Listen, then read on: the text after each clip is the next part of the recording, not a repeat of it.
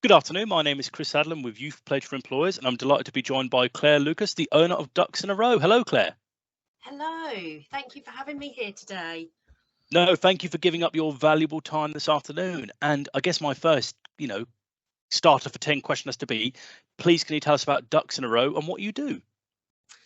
Okay, so I first started my business back in the middle of COVID. I quit my corporate 9 to 5 and I set up a virtual assistance business at the time. So helping lots of small businesses with their admin, their marketing, their social media. Over the last couple of years, that has grown into an outsourcing specialists agency. So Oh, we are wow. now Ducks in a Row, and we help not only business owners now, but charities and community interest companies and film productions. We help Oh, them wow. get organised, and we work with them on their projects, their events, and anything else that they need, really. So, yeah, it's exciting times. Oh, that's amazing. And it's really like interesting to hear, as you say, how you've grown from sort of, a COVID business into, this business, as you say, now branching out into these different areas. And you said how you've gone from you to we there. So could you just sort of give me an outline of sort of, the different roles and the people you work with? Yeah, so basically, when I first set up, I was kind of thinking that if I could just earn enough to kind of earn a living and pay the bills, that would be Yeah. great.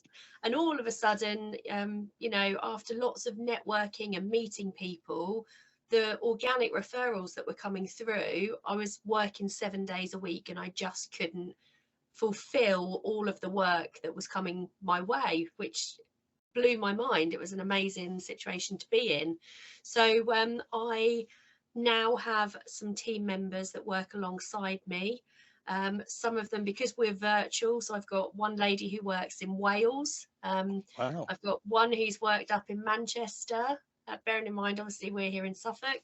And I also have a local lady who works alongside us as well now. So, and it's great because the team have got all different skills. One of them's really into data and numbers and figures, which really isn't my bag. I'm creative and wordy and all that sort of stuff. So it's nice to be able to have a team where our skills complement each other, because that means that we can go and offer even more to the people that want to work with us. That's amazing, and it's really interesting to hear, as you say, how you've got that branch of skills. As you say, someone who's good with the numbers, yourself who's good with the creative things, and you need that Yeah, diversity in a successful team. you really do. And And I think sometimes when we're creating a team, there's um, you know, this urge to go and find other people who are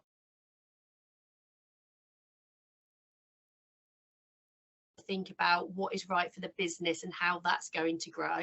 We need those people to fill the skill gaps that we don't have or we're missing. Or it might just be that they're jobs that, like me, that we don't like doing the number stuff. So, yeah. no, that's brilliant, and I completely agree. As I say, all successful businesses need the people who are have those specialist skills and are willing to do those areas. I know that I've definitely worked with people, who've done the number crunching and maybe the more focused admin where I know I didn't have the capability to do it, especially when it comes to numbers. One of the questions I ask a lot of sort of businesses and employers, etc., is about a typical day. And I also know, as I say, that when I go typical day, that there's no such thing as a typical day. But if you had to sort of summarize, you mentioned to us about obviously some of the organizations you work with in the different fields. But if you had to sort of maybe give us an example of what you're working with a client would look like on a daily basis, what would it look like? Okay, so there are no 2 days that are the same, and Hmm. we have a lot of clients in different industries, so they've got different requirements. So, for example, we work for a dog trainer, and we send out lots of emails to clients about what they've learned in lessons or on classes and courses. We do all the social media posting. We've got a client who owns high-end holiday lets. So we send out follow-up emails to customers, and we update the website with testimonials and things like that. Okay. Last year we worked on a Tollywood film production. So Oh we were wow. securing all of the locations for the film. So they filmed a lot in Suffolk, Essex, London, and Kent. So we did all the coordination for that. So basically, once the scouts have been out and seen what places they want to film at, we would, negotiate the contracts and the prices and lock in the days and the hours. We had to deal with the police because they had dummy weapons on set. Oh wow. Um, so there really are no 2 days the same in our world. We could be doing social media one day, we could be doing marketing campaigns another, we could be looking at a business's strategy and growth plan and how they're going to increase their sales another day, or we could be on a film or something else. So yeah, that's why I love it. I mean, I expected that answer to go a lot of ways. I didn't expect the involvement of firearms, but I know. Nor did I when I took on that role, to be fair. that's brilliant. And if we sort of have a look specifically, so you mentioned how you left your, I say, your 9 to 5 corporate job, and you thought, you know what, I'm going to go out on my own to start with, and I say it's grown into this, this brilliant business. But if you have to go back and maybe think to yourself about the skills you used a lot, and maybe the skills you had to develop when you first were going out on your own, sort of what practical skills did you need to learn, and what personality traits served you well during that initial going out on your own phase? So I think I'd always wanted to set up my own business. I'd always been too scared because I'd been paid a nice salary to do a job. You've got a mortgage and bills to pay at the end of the day. Mm. So when COVID hit, the opportunity presented itself to me and I knew that I had to take it. My husband thought it was absolutely bonkers because he was like, we're in the middle of a global pandemic. What are you doing? Mm. But the opportunities were there. And I think because I've had such a varied career over the years, so I've worked as a sales manager, I was an executive assistant, I worked as part of a digital transformation team on doing projects, I've worked in a communications team. I've kind of gone from one thing to another within the same organization, but every opportunity that presented itself, I took it. So I did lots of secondments, got lots of different experience. And then before I started my business, I was working for a coach company and I was kind of doing sales, products, contracting, marketing. So I just wanted to put all of those things that I'd learned and take them away and build a business Yeah. and use a bit of this and a bit of that and a bit of that skill and build something amazing. The most important thing when you're starting out is to research, to go out and make sure, see who is offering what you want to offer, do your competitor analysis and mystery shopping and research and see where you're actually going to fit in in that market really. um Yeah, no, that's brilliant. As I say, like, I've since doing this role, I've spoken to a lot of people who've had very similar journeys to you in terms of they've, I say, decided, I want to go and do my own thing, and some of the skills involved. And, that is one thing, yeah, they all mention, they all say, research your field, work out what your unique selling points are. And on a literally practical day-to-day level, as I say, sort of, we both jokingly said that we're useless with numbers, but are there any areas where you actually sort of almost had to upskill yourself, whether it be, I don't know, creating your own website or something like that, where you've, as I say, had to, learn on the job, as it were? Yeah, absolutely. So I mean, first of all, I'd always say get your ducks in a row, get organized, have your lists and make Yeah. sure that you know exactly what steps you need to take. But yeah, there were loads of things that I had to learn. I built my website myself. I built the original one. I'm now in the middle of doing the rebrand, so I'm rebuilding a new website. um, Lots of email marketing, using new tech, new systems. And every time something new comes on or something that you'll see other people using or talking about, again, it's about going and learning all about it. Because if other people are using it, A, your clients might be using it, or B, it might be a really handy bit of tech or kit that you should be utilizing to make life a bit easier. Yeah, no, no, brilliant, thank you. And as I say, I think, like, you've sort of give across a message there, as you say, sort of just be willing to, as I say, to do these things, do your research, and as you say, look at every opportunity that comes along, and make the most of it, which I guess, as I say, when you're starting your own business is sort of, you have to have that attitude. Yeah, you do. And I also think it's very different if you are starting a service-based business, like we offer a service for money, or whether you're selling a product, a physical product.